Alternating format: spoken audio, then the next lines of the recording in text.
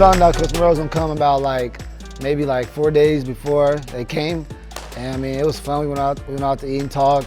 I read, I think another coach had kind of made it a point to go see some of his players, again in their own environments and stuff. And so this is an idea I thought was pretty good. May's a little bit slower month for us, and so it was good to see them again in their own homes.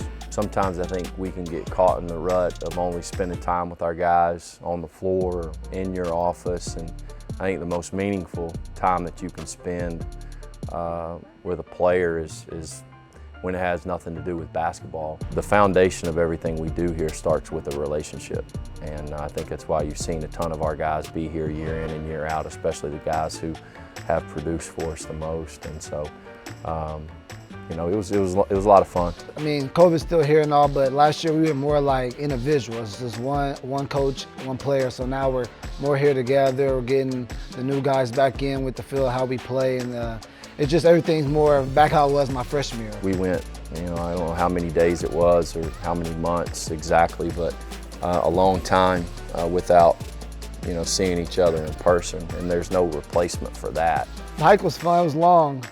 I didn't enjoy it as much as they probably did, but because I don't like outdoors like that. But it seemed like some of them liked, some of them didn't.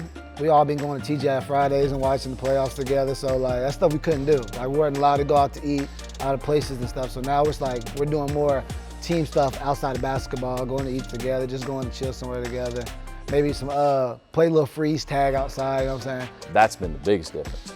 On top of that, just the ability to get on the floor some in the summer and get in the weight room, which for us has probably been the biggest emphasis for these guys, is just gaining strength, and that takes work. Well, I already knew BJ and Drew, so coming off both of them coming in the first year, I talked to them a lot before they came down, and I'm still close with Drew, real close. It's one of my closest friends. So me and him talked before we came down the first session in June, July. So, and told him I was how he played and how he would fit in good here, and just things where he would see so he can get a heads up before Coach Morrell tells him about it. It obviously is going to take time. The learning process takes time, and especially when you're on a team where there's so many returners, and you got guys in their 5th year, Evans in his 6th year. You take a guy like Drew Pember. I mean, he played high school basketball with Trent, and so his transition's probably been a little bit easier. Jordan and Quay have done a tremendous job. Now they've been in college basketball before.